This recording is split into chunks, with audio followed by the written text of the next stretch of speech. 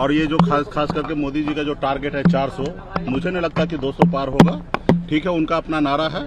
देश में signing India भी इसी तरीके से उस समय में अटल जी के समय में लोग सोच रहे थे हमारी सरकार बनेगी, लेकिन नहीं बना। और मुझे लगता है उस समय में अटल जी तो देश का नेता थे, लेकिन आज देश में कोई मानने के लिए तैयार नहीं है मोदी जी को।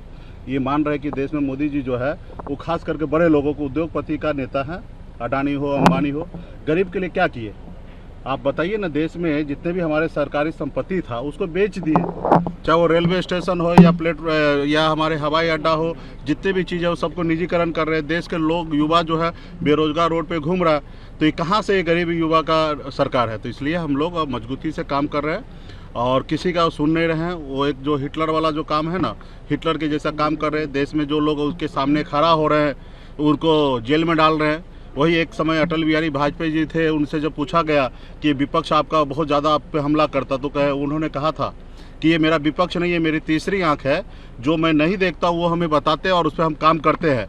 लेकिन आज की तारीख में मोदी जी के सामने कुछ भी बोल दीजिए तो सीधा जेल, और कोई बेल नहीं मिलेगा, चाहे वो 6 महीना रहिए या 1 साल रहिए।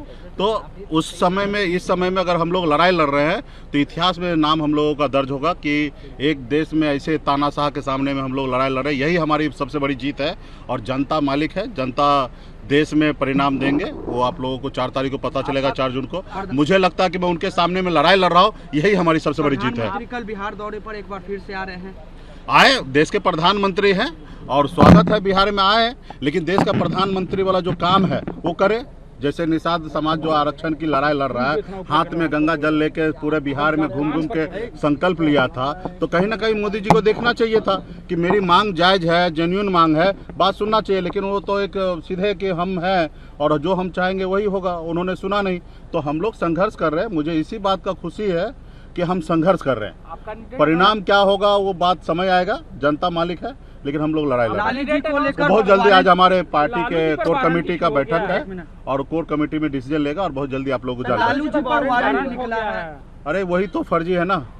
अब बताइए, जिस समय का केस बताया जा रहा है उस समय में लालू प्रसाद यादव जी बिहार के मुख्यमंत्री थे और उस समय में उनके पास इस तरीके झूठा आरोप और जिस तरीके से इसका कोई केस का ट्रेस नहीं है, लेकिन बेवजह से पेपर में दिखा रहे, बदनाम कर रहे।